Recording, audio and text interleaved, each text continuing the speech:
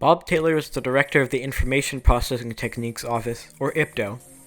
In his large, comfortable office were 3 computer terminals.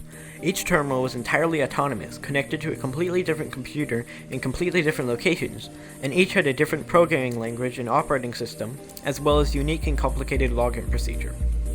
Bob Taylor was unhappy with these computers because he had to remember an entirely different set of commands for each computer.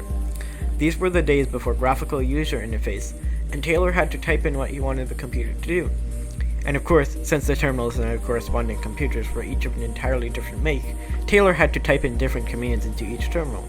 This provided constant bother, especially when he was in a hurry. Of course, having 3 different terminals was an ostentatious luxury and the cutting edge of computer research in the 60s, but Bob Taylor found the terminals to be simply a nuisance. Many years later, he would reflect that finding a way to connect the computers was the obvious solution. This solution was known over the years as the Intergalactic Computer Network, then the ARPA network, and finally, as it is known in modern times, the Internet. Creating the Internet was no simple feat, and it was completely revolutionary. However, as with anything as radical as the Internet, there were many glitches along the way, glitches that could have been fatal to the nascent Internet. One of these glitches manifested in the form of phone companies. These companies, at the time of the Internet's creation, held a monopoly over communication. The Internet, if successful, would ruin that monopoly, and so the phone companies did not want it to succeed. However, the ARPA team accomplished this, which was a truly remarkable feat. This was in the 1960s, when computers still filled rooms, when the first Internet was created. Many prominent phone companies thought the Internet to be economically unsound and ridiculous, and opposed the project. Against powerful companies, the Internet persevered, and the creation of the Internet succeeded. The Internet today would not exist without the stand taken by the steadfast team of engineers responsible for the creation of the very first Internet. The stand allowed completely separate and remote computers to communicate for the first time ever, and leading eventually to the worldwide, high-powered, and ubiquitous network that connects the globe today. Before the Internet, there was Sputnik. Sputnik was the first artificial satellite sent into orbit, created by Russia, and launched on October 4th, 1957. The implications of Sputnik were massive. If Russia could launch something into space, they could launch intercontinental missiles. Sputnik itself could possibly carry out surveillance from space. Galvanized into action, the US government decided that something must be done to combat the Russians' achievement. So, ARPA, or the Advanced Research Project Agency, was created. Originally, ARPA focused on missile research and space surveillance satellites. On October 1st, 1958, nearly a year after Sputnik's launch, NASA, or the National Aeronautics and Space Administration, was created. NASA took on practically all of ARPA's projects, leaving ARPA with a fraction of the budget and staff. However, thanks to a paper written by ARPA's analysts, ARPA stayed, but with a different purpose. They now served as a research sponsor for out there research. This began a sort of ARPA golden age. Jack P. Ruina, the first scientist to direct ARPA, took the lead. Ruina brought on the best minds and gave them free rein to do pretty much as they wished. In 1962, Ruina hired a man named Joseph Carl Robnet Licklider, called Lick by friends. Licklider believed that computers could be more than just calculators like they were at the time. Lick took control of a new segment of ARPA called CCR, or Command and Control Research.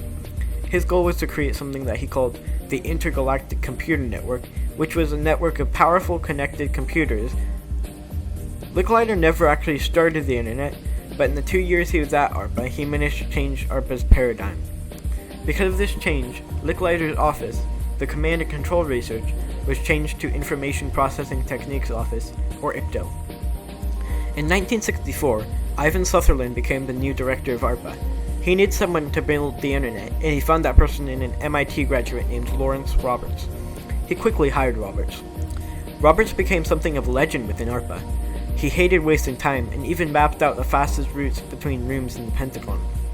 It was his expertise and seemingly infinite patience that allowed ARPANET to be carried out. However, this would also not be possible without the ideas of Paul Barron.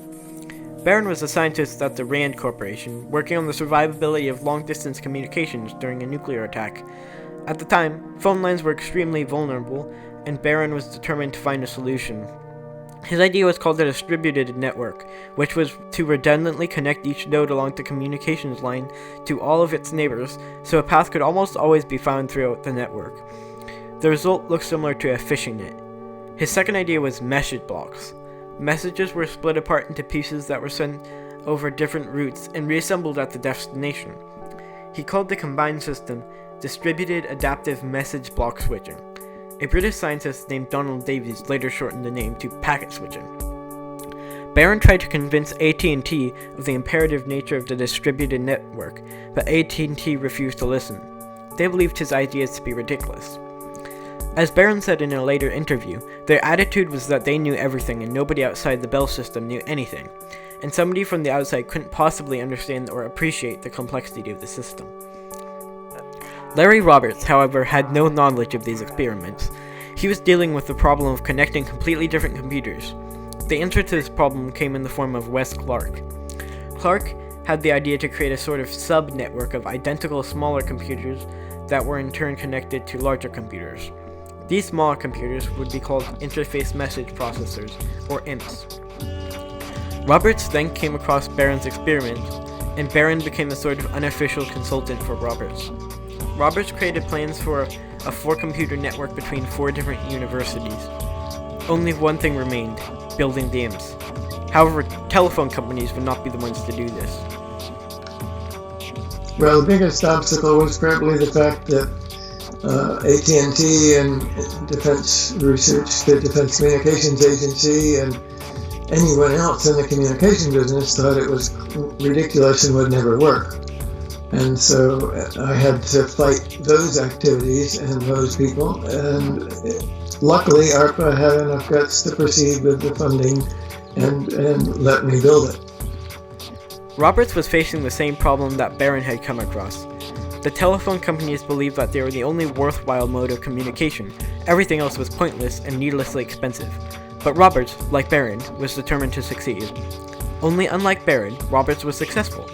He had the guts to ignore the most powerful phone companies and proceed with the project. He ended up sending requests to 140 companies. And although most prominent phone companies and some of the giants of computing such as IBM refused to help, Roberts eventually found his sponsor, a company called Bolt Beranek and Newman, or BBN. Roberts, with BBN, went on to build the ARPA network. There were a couple of glitches, which was to be expected, but in the end, Roberts was successful. Packet switching worked, and the network was expanded to 19 computers at universities all over the country. Connecting 19 computers in the network was quite revolutionary, and blazed a path ahead in computing. However, this network was only 19 computers, and the connection was tenuous and slow. The only effect of ARPANET at the time was proof that the concept worked. So the network I built up in the period to 1973, when I figured that it was totally successful. We had proven our case that it was totally economic, 15 times cheaper than circuit switching, and that it was working with all the universities, and they were doing a tremendous amount of activity. Now with proof of success and economic soundness, ARPANET could grow. By 1980, the network had expanded to 70 sites. New networks began to form for satellites and the military. In 1991, the National Science Foundation opened the internet for commercial use. When the ARPANET was created, it ran about 2.4 kilobits per second. The average internet globally as of 2015 was 5,600 kilobits per second, over 2,300 times faster. The US has an average speed of 11,900 kilobits per second, about 5,000 times faster than ARPANET. While ARPANET is obsolete compared to more recent networks, none of these networks would exist without Roberts and his stand against the telephone companies. It is a humbling thought knowing that if ARPA had caved in, the internet wouldn't exist. To recap, first, JCR Licklider came up with his concept for the internet. Then, Roberts was hired and began work on the actual construction of the internet. Paul Barron and Donald Davies came up with the concept of packet switching, and Wes Clark came up with the interface message processor. Roberts stood against the telephone companies to build the IMPs, connect them, and create the first internet. All of their work went against the norm and was thought ridiculous by colleagues in prominent communication companies. Although opposed, the internet succeeded and grew exponentially. ARPA proved all who doubted them wrong, and as a result, the internet sprung up. Their invention, although radical, connected the world.